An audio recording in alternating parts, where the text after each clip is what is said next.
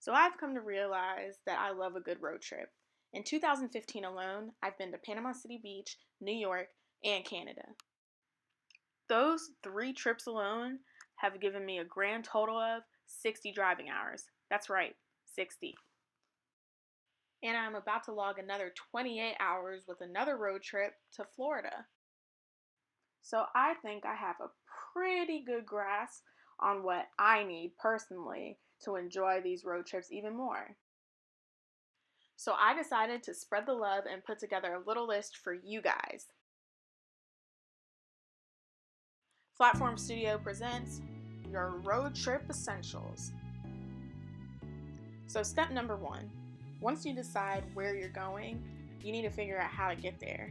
So my first road trip essential for you guys is a map. It doesn't have to be any of the traditional maps because who knows how to read those anymore? I don't. But you can get yourself an app like the Maps on your iPhone or Google Maps, or I recommend this new app that I found out about called Waze. It's great. It tells you when the cops are coming, it tells you about toll roads, the shortest routes, everything that you need to know on a road trip. The next thing I'm going to recommend is very important. You guys need to get yourself some change. And when I say change, I mean dollar bills. Having money in the car is very important because sometimes you're going to get hungry and you need something to pay for it with, right? Or you're going to come across tolls that you didn't expect and you need a way to pay them, or else you're not going to be able to get through. So make sure you guys have some money with you. I usually bring at least like $20 and change with me, unless I know the tolls are going to be really expensive, like when you're driving to New York. And in that case, budget about $70.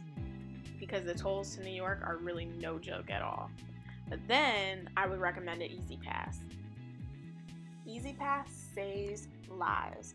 And no, this is not a sponsored message, but if you want to have a stress-free road trip, definitely invest in an E-ZPass. This next tip is the reason why all my road trips have been very enjoyable, and it's good company. Here's a little snapshot from my Snapchat of me and my friends going to New York the week after my birthday. It was the perfect trip because we had all just turned 21 and we all decided that we should go to New York and really celebrate all of us hitting this milestone in life. But don't worry, we made sure that we all stayed safe, and that's why it's really important to have good company with you along the way. And what would a road trip be without great tunes? What road trip have you seen depicted in movies and TV where they weren't singing at the top of their lungs to their favorite tunes? I can't do trips without music. It's just not gonna happen. And yes, this is a picture of an old iPod video. I put this in here because that's personally what I have. I don't like to put music on my phone because it just takes up way too much storage. So this iPod video is my best friend. And one thing you will come to realize as you're road tripping through the states is that you no longer know what the best radio stations are. So one minute you could be listening to your favorite song and the next minute you could be listening to static. There's no bigger mood killer than static, I promise. Now, one of my favorite parts of going on road trips with good company is the good conversation. For some reason, when you're in a car for hours with your favorite people, all the things that you don't get to talk about normally, all of a sudden you have all this time to talk about it. But for those moments where everybody starts falling asleep, because it will happen, you could always open up a good book to occupy some of your time if you're not quite there yet. These are just a few of the books that I'm reading.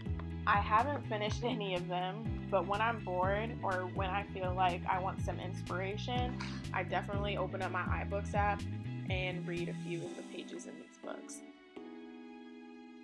Now, if books isn't your thing, another option is opening up your favorite movies.